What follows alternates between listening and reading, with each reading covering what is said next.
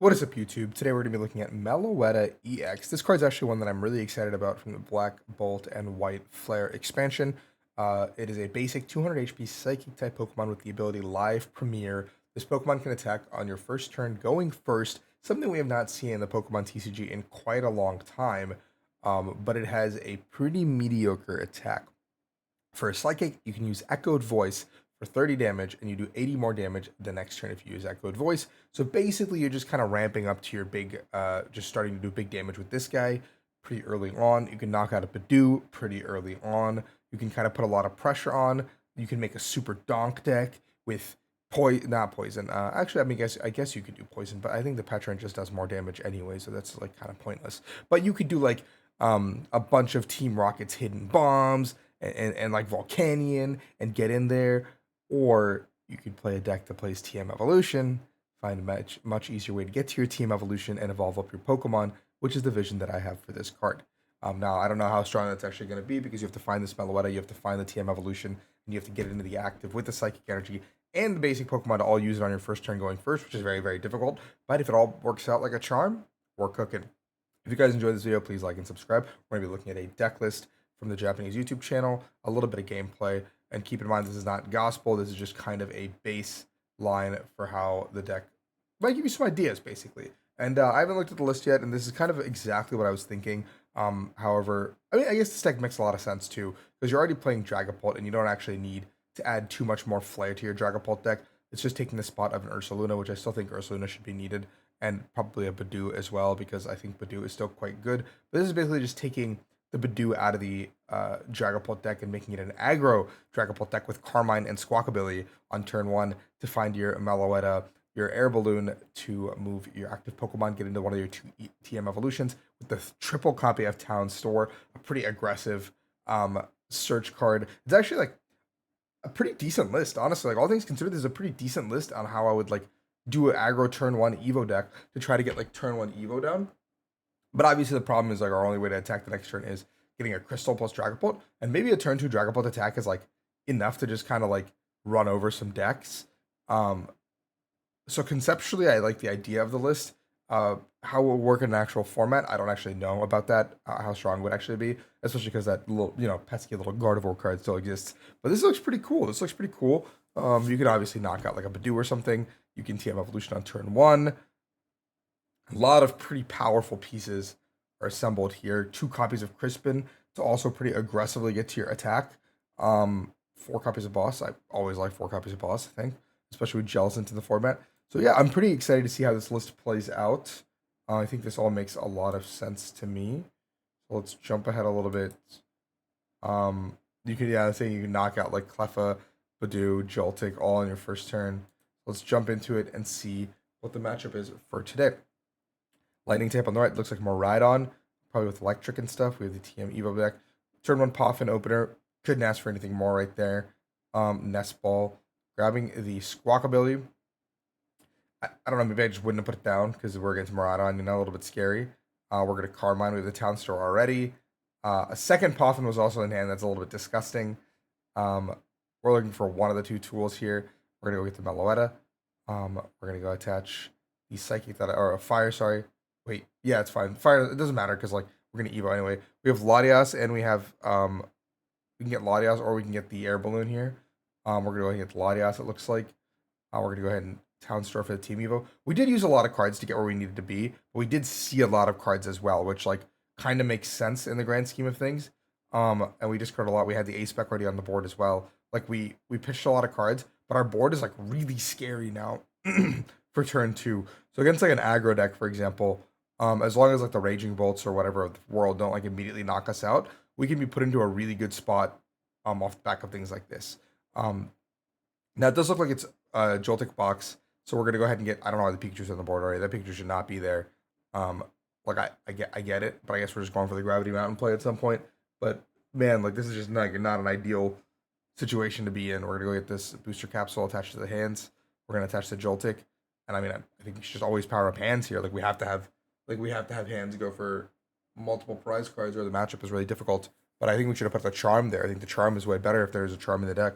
If it's just booster capsule, then wow, that sucks. But we definitely wanted to have Charm if we could. We're going to go ahead and use the Cloaks. Already seeing a bajillion cards, like now that we've already like dumped our whole load on Carmines on turn one.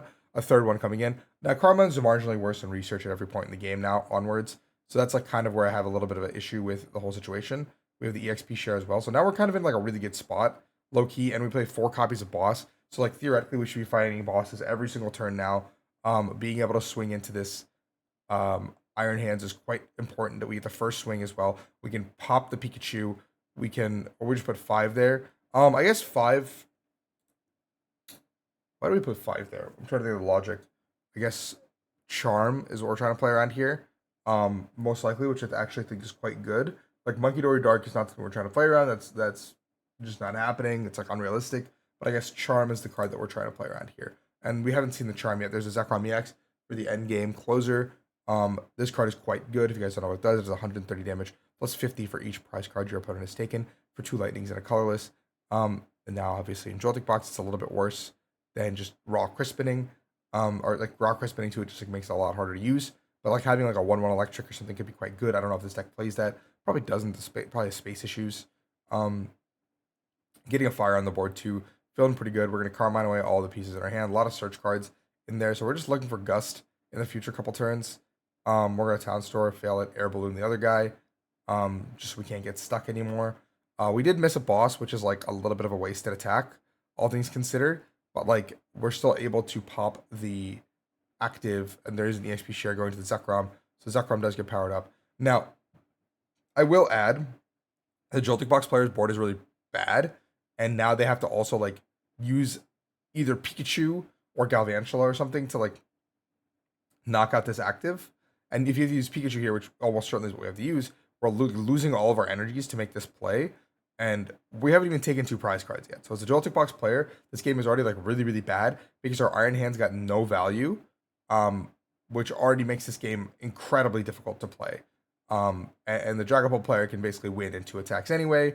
Like finding Gust onto this, Zekrom this turn is probably ideal. Just put ourselves in a spot where like nothing on the board can actually damage us. And now you also should be noting that the Dragapult player is not aggressively chasing down the Joltik or taking the free prize on the Joltik because that thing is just going to be board locked. We don't really care if it's on the board. Like I see a lot of players actually make this mistake, and now I get granted, like you're saying, like oh, like, I would never make that mistake.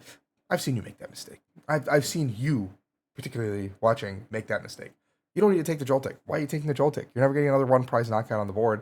You're just going to be Ionoed 1 card less every single time now. Like you don't need that extra card. You don't need that extra prize. That energy is not doing you any harm. Like you should be going for a 2/2/2 strategy, and those 3 damage counters are better spread on your opponent's board anyway.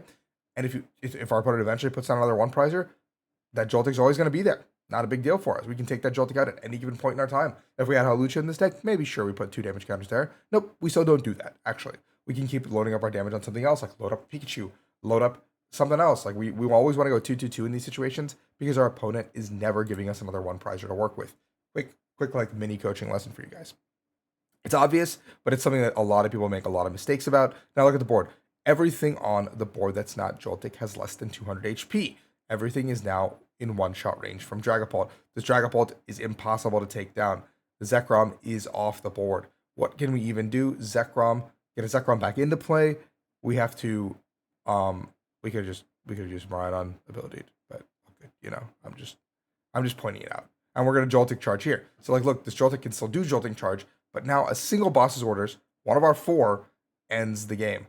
Or, you know, we don't care because we can just attack a couple times. Because now we have a bunch of Dragapults on the board.